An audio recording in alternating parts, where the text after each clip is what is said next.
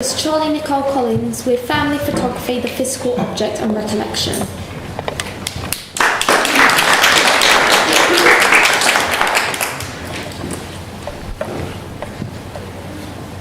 The American writer Oliver Wendell Holmes stated that photography is a mirror with a memory. There are many terminologies to categorise the differing forms of memory, such as photographic, recollection, revere, nostalgia. All subcategories of memory hold reference to the longing or desire of historical events, experiences and occurrences. Some natures of memory often take forms resembling daydreams. There is such a vast variation of terminologies which cover the subject of memory, it leads one to question, does photography enhance or detract from the act of recollection? Is a memory truly formed via visual stimulation, or are more of the senses required to perform the act of remembering? Can a photograph actually prompt recollection of the moment or person captured within? One must question if the photograph is a resemblance of the moment, or does it replace and recreate that period of time? During the late 1800s, photographs would be included within a photograph alongside another subject. This subject would draw the viewer's attention to the photograph within. This act of directing the viewer's gaze is to remind the viewer of the photograph being an artefact, a touchable entity, and to recall the comforting solidity of the photograph's memorial function. The physical object created in the formation of a photographic print holds a great significance in the act of memory and recollection. The physical artefact appeals to a variety of the senses. It can be looked at, touched, and smelled. Now, in the 21st century, digital images appear to be the preferred format, especially with the influx of social media. The digital image becomes less of an artefact for recollection, appealing to fewer emotional and physical senses. Roland Barthes implied that the photograph is never, in essence, a memory, but it actually blocks memory and quickly becomes a counter-memory. Memory is not entirely an image, it is a sensation, an emotional connection. In this sense, the digital image links with a state of nostalgia, a longing for that moment rather than a complete recollection. The physical object, however, reaches more senses and allows these sensations to be achieved, therefore reaching a more stable state of remembrance and recollection. The family album provides a sense of communication and connection among the family. Family photography is not just about nostalgia and memory, but also for connecting and engaging with the family history. Family photographs often indicate towards relationships within the family. Looking through the album brings back reminiscences, and in this, outsiders are initiated into the family's history. The act of holding and turning through the pages of a family album has always been an intimate experience. This intimacy, however, is slowly being reduced through the 21st century through the sharing and distributing of digitalised images online through social network. Liz Wells states that it's not the job of post-photography to challenge the values of family photography. Wells continues to suggest that the digital photographic culture creates fluidity and malleability of the image. In essence, the digital culture enables the sharing of family photography with distant relatives and relations. The family album provides an ideal medium of representation for promoting the politics of family values. By removing the photographs from this medium and distributing them in an online context, which is very different from their original context, removes the intimacy of family photography. At the same time, the changing context promotes the family photographs as possible idealisations of today's culture. The images become less about private and intimate moments and more about social meanings of youth, childhood, marriage and family. Marianne Hirsch explores the change in digitalisation of family images as parallel to the development of memory. As aura and authenticity fade in the process of mechanical reproduction and now digitalisation, and as the relationship of the images to the original context of its production erodes, the changes images undergo mirror the movement from memory to post-memory. Without digitalisation of images, the digital culture would lose the equivalent of post-memory as an experience with the image. Post-memory is with reference to the sharing of memories in the same way the digitalisation of images allows the sharing and distribution online.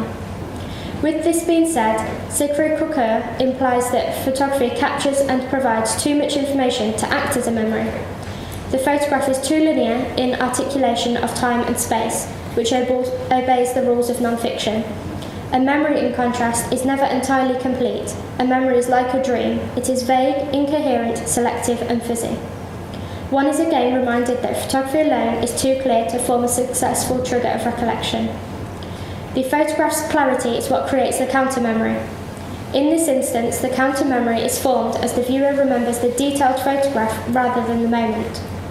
The physical artifact, such as a photographic print, album, or a combination of photographs and jewellery, creates a dimension of the unknown and allows that state of fiction that becomes dreamlike, enabling one to reminisce in recollection. Imagine an old photographic print, slightly crumpled and faded by the sun. The creases return one's touch and the faded print suggests a hard life. Imagine turning the print over, revealing handwritten text stating who is in the photograph, where it was taken, and the year it was captured. Each of the elements identified within the physical format create the fuzzy outline as described by Crocker. The aged photograph has lost its clarity, no longer presenting the viewer with all the relevant information. Photographs were and still are incorporated into jewellery. This has been a tradition that dates back to the 1800s. The combination of a photograph and a piece of jewellery places the photograph literally in motion. The photograph is no longer isolated. Throughout the late 18th century, small portrait paintings of members of aristocracy were incorporated into mourning jewellery. The name mourning suggests a relevance to death and commemoration. However, mourning jewellery was actually used as a declaration of love and marriage. One of the most common jewellery artefacts from the 1850s was the silver locket. This physical object meets the sensory consumption one requires to enable successful memory. These artefacts are designed to be opened, held, and touched in many ways, and the engraved design enables the jewellery to return the touch to the holder. Now imagine a small silver locket in your hand, the cold metal slowly warming with your touch, the indented design rough on your skin. Now when the locket lies open on the palm of your hand, you are faced with many photographs, just like what is in your family album. These artefacts unfortunately still lack a small element of forming a successful memory. That is personality. Throughout history, there has been various methods used to represent the identity of a loved one. One of the most common conceptions of this is the inclusion of handwritten text. Handwritten text increases the provenance and value of artwork when written by the artist, in a similar way that the emotional value of family photography is increased, along with the memorial function of the family album, when handwritten text is included. Handwriting used alongside photography removes the entire subjectification of appearance and includes an additional personal, unique aspect of the writer, forming a stronger representation of the individual, henceforth adding value on a personal and emotional level. It is thought that handwriting has the premise to bring forth the voice of the writer into the viewer's imagination, adding the sense of sound along those of sight and touch. Text is frequently used within family albums. This inclusion of handwritten text creates a secure link with remembrance. Although family albums usually are sequenced in chronological order as they are documented throughout life, the owner of the album has full and total control of design, narration, and sequencing. They must decide how the photographs will be displayed. Embellishments and text are used to draw attention to either particular photographs or memories. The use of these additions to the family album determines what will be recalled.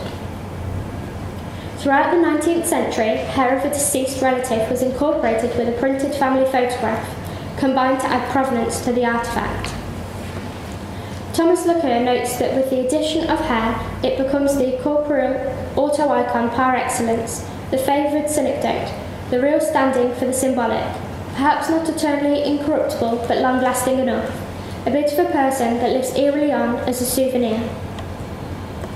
The inclusion of hair performed as a metonymic memorial function.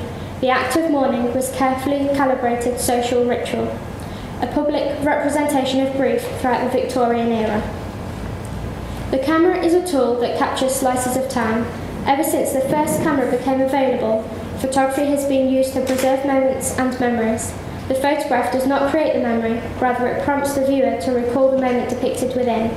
As with all images, not everything is captured. It is bound by the edges of the frame.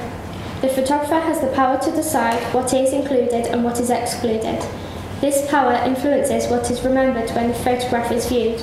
Over time, the photograph will only enable the viewer to recall what is in the frame. the exclusions made will slowly fade out of the memories. With the inclusion of text and other items such as hair and embellishments into the family album, the viewer is able to reflect on more than what is in the frame. As the photographic artifact begins to be built through the addition of the other elements, it appeals to more of the senses that allow for a stronger and slightly more successful state of reveal.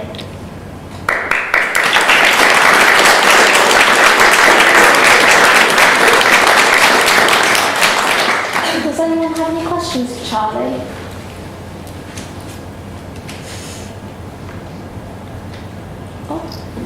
So you know the use of images on social media and things like that.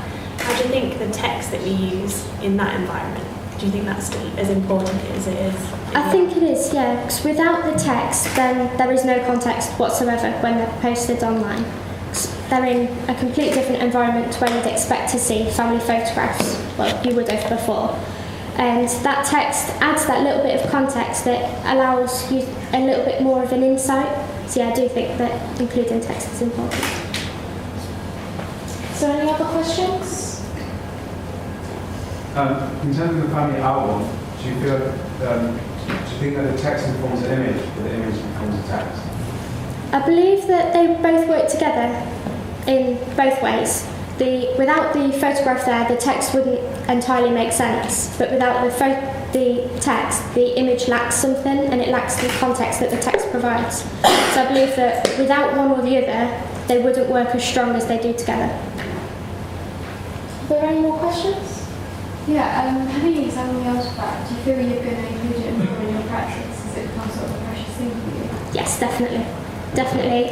Even without looking into family photography for the future reference of my practice, I'm still definitely looking into the physical artifact and why they're important. Did you have a question? Just a quick one. Is there anything you can say about the idea of the album as a narrative?